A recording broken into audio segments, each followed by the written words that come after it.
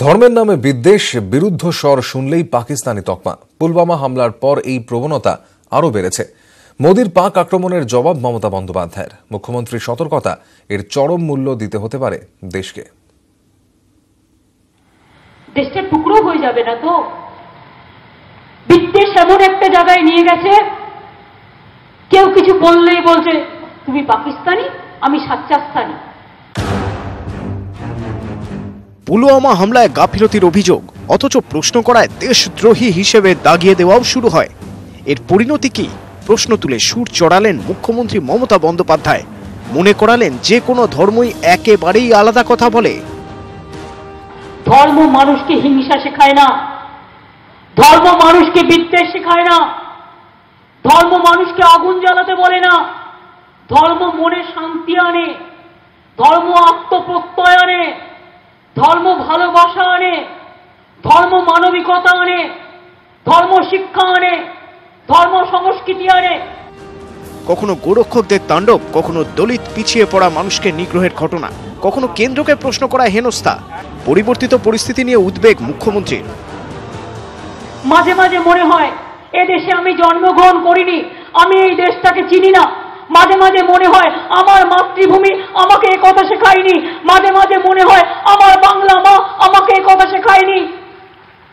আমাদের শিখিয়েছে আমরা সবাইকে ভালোবাসবো, একসাথে চলবো, খেলবো, গৌরব দৌড়বো, গর্ব তৈরি করব, মানুষকে ভালোবাসবো। অন্য সব ইস্যুর পাশাপাশি মেরুকরণ বিরোধিতা, অসহিষ্ণুতা ও গণতন্ত্র রক্ষার ইস্যুতে লোকসভার লড়াই বিরোধীদের। তারই যেন সুর বেঁধে দিলেন মমতা বন্দ্যোপাধ্যায়। নিউজ 18 বাংলা। সোনা গুজব বিতর্কে এবার ভিন্ন কৌশল বিজেপির। বাক্স রহস্য নিয়ে অভিষেককে জড়িয়ে মুখ্যমন্ত্রী মমতা বন্দ্যোপাধ্যায়কে টার্গেট করল তারা। অভিযোগ, কেন্দ্রীয় সংস্থাকে বাধা দিয়ে বারবার যুক্তরাষ্ট্রীয় ব্যবস্থায় আঘাত হানছে রাজ্য সরকার।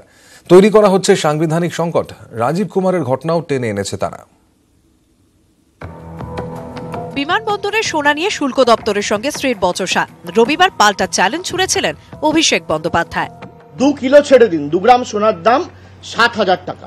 7,000 টাকা সোনার আপনাকে প্রমাণ করতে হবে। 1 সেকেন্ডের ফুটেজ যদি কেউ দেখাতে পারে, যেখান থেকে ফ্লাইট ডিবোর্ড হয়েছে সেখান থেকে শুরু করে ইমিগ্রেশন অবধি পুরোটাই সিসিটিভি ক্যামেরার আয়তায় থাকে। একটা স্প্লিট সেকেন্ড যদি কেউ দেখাতে পারে, 1:55 অবধি আমি রাজনীতির আঙিনায় পা রাখবো না, এত বড় কথা বলে দিচ্ছি। কিন্তু ভোটের মুখে প্রচারের আলো কাটতে মরিয়া বিজেপি। এবার সেই বিতর্ককে হাতিয়ার করে মমতা বন্দ্যোপাধ্যায়কে নিশানা করল গেরুয়া শিবির। তাদের অভিযোগ, পুলিশকে দিয়ে কেন্দ্রীয় সংস্থার কাজে বাধা দেওয়া হচ্ছে, তৈরি করা হচ্ছে সাংবিধানিক সংকট। টেনে আনা হয়েছে প্রাক্তন পুলিশ কমিশনার রাজীব কুমারের ঘটনাও।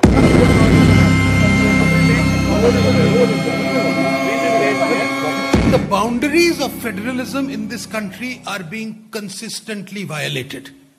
Mamta ji is deliberately at every stage trying to provoke a constitutional crisis.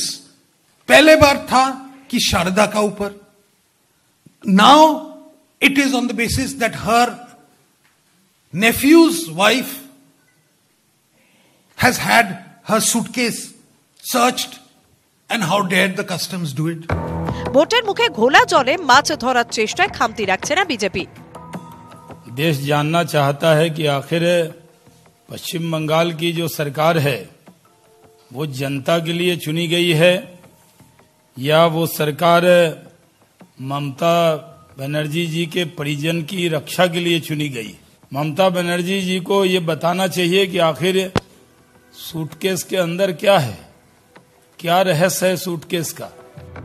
সোনা গুজব বিতর্কে এখন বড় হয়ে উঠেছে রাজনৈতিক চর্চা, আর তাতেই লাভ দেখছে বিরোধীরা। তাই কৌশলে ঘুরিয়ে দেওয়া হয়েছে অভিযোগের অভিমুখ। নিউজ 18 বাংলা।